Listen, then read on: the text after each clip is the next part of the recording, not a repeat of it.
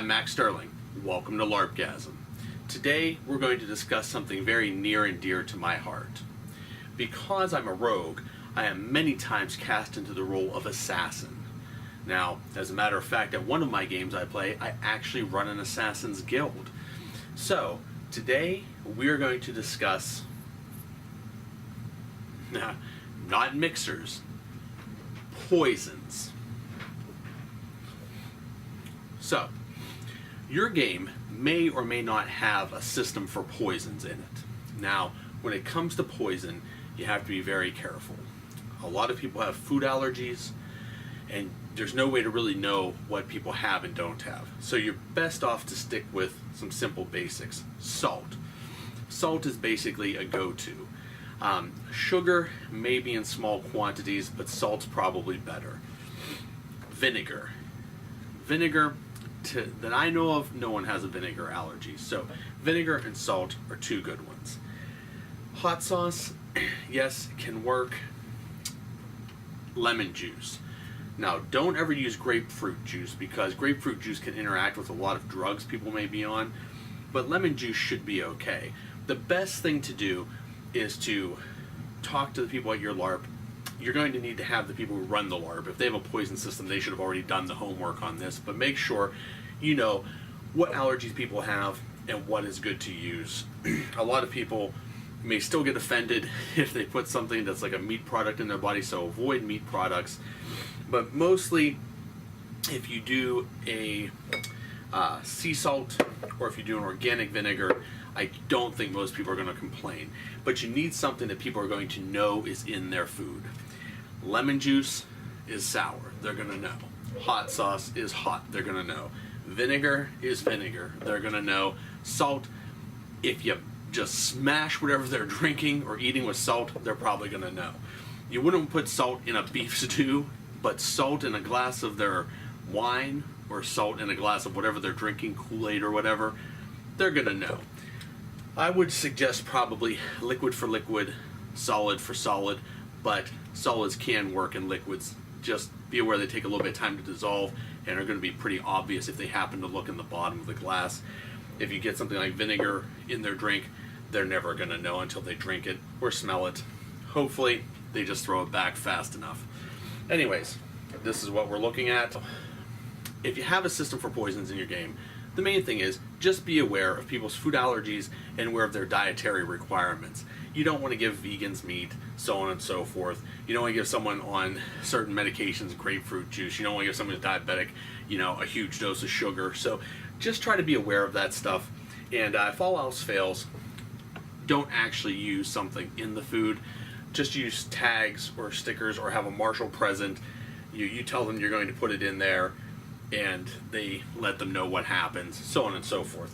That is not nearly as interesting or challenging for the rogue, but if you have a system like this is really where it's at. But, there is liability involved. So, assuming your game has a system where you actually put something into the drinks, let's talk about how do you deliver this into people's drinks without them knowing. So we know what to use, but how are we going to deliver this to people? Now, at LARP, we're going to be somewhat limited in the delivery systems we have. However, I like to use things like a small Altoids tin. Now, if you get something that will hold a solid, something like table salt, then you can just put some in there, as much as you think you're going to need, and carry that around with you. The tin should hold it fairly well. If it doesn't, then, well, you have to figure something else out. If you're doing something like some sort of paste or something that you make up, this will probably be best. If you just want actual poison, like you're going to rub on something, like on a door handle or something, and you want to use, say, like Vaseline or something, this would be great for that because you could just take a little, rub it on, be done, and it's still in a small container. Now, if you don't like that idea, there's any number of little bottles for like 5-hour energy shots. You just peel the labels off. You can make your own label, draw a design on there if you want. And then you can just empty out the contents, or once you use this, wash it out and then fill it with whatever you want. This is obviously going to be sealed, it's going to hold liquid just fine, and you can conceal something like this fairly easily in your sleeve for when it's time to go. Unscrew the lid, in, done. Right? So, just something to consider. Now, if you want to stick more of a period type angle here, you know, there's all sorts of variety of small glass bottles that are to be had. This will obviously hold a solid or a liquid, and you can get as many of them as you want. The downside is, if you get glass, these can break. If you fall on this and it breaks, you're probably going to get seriously injured.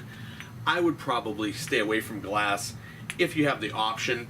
If you know you're just going from one location in your camp to another, or one location in a tavern to another, then the bottles may be pretty awesome to do. If you manage to get this much vinegar into someone's drink, I mean, they're probably going to smell it first, but if they don't, man, they are going to know they're poisoned when they take a drink. So, something like this, not so easy to get up the sleeve, but you could probably make it work if you had to. But once again, glass, dangerous.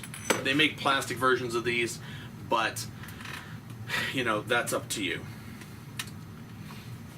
One thing I find is good use for old dice bags is just to conceal containers. Now, this is a Tic Tac container, a large one, but that would hold certainly anything solid I want to put in here. Pop rocks. Pop rocks are great. Not in liquids, that's going to give it away, but on solids. Pop rocks, salt, sugar, whatever you want to put in there. And then you can just walk around. This is already a black bag. People may mistake it as a coin purse. You could even put a few coins in here to jingle around if you want.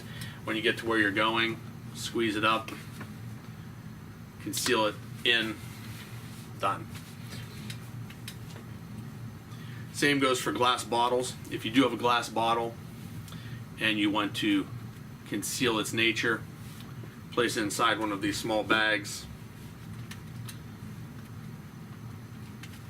You're good to go. Also, if it would happen to break, this should keep the glass fairly well contained. Another one I like, if you have a flask, stick it in a bag just like we have been. This is a burlap. Unscrew your flask, poison in, go on about your business. If you're in a post-apocalyptic or more future LARP, you could do this, or if you're doing it that way, you could even just have the flask itself and just be pretending to drink on it, and then at the last minute dump it on in. So those are a few ideas of how to do it. Now, if you're pinched for time, you don't have these props with you, you can always use something just like a balloon. Now, this can get messy if you screw it up, so be careful. Powdered stuff, not going to be a problem. Powdered, just fold it over or tie it off, and then when you're ready, you can just cut the tip, empty it in. Liquid, same thing. Do not fill it up so it's like a water balloon. I would not let it get any further than this tension point right here.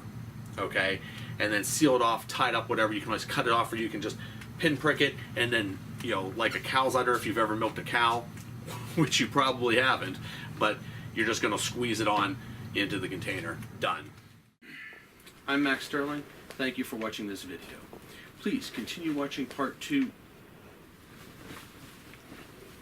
Max, I heard your broadcast on Wasteland Radio. You've got to come with me. where? I haven't even finished this video yet. Back to the Future. Why? What happens? Do I become an asshole or something? No. You turn out fine. But something's got to be done about your viewers, Max. Well, looks like I gotta go. Be sure to check out part 2 of this video. And I guess let me go try to figure out how to save the viewers here. Just let me go grab my gnomish goggles. Don't worry. Where we're going, you don't need eyes to see. What the fuck? So I happened across this mine here, and I'm going to go in and check it out. I'm going to see how to maybe properly explore a mine and how maybe not to properly explore a mine. I'm all by myself. I'm gonna go exploring here. So first thing to come up on is this door. No lock, lucky me. Great. What was that noise? Nothing. We found the high chested woods was a little bit too difficult because people would forget them and then 5 years later find them.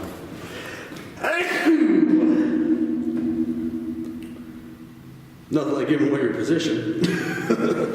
Don't do that in dungeon, ever. So anyways, that's the end of this little mine adventure.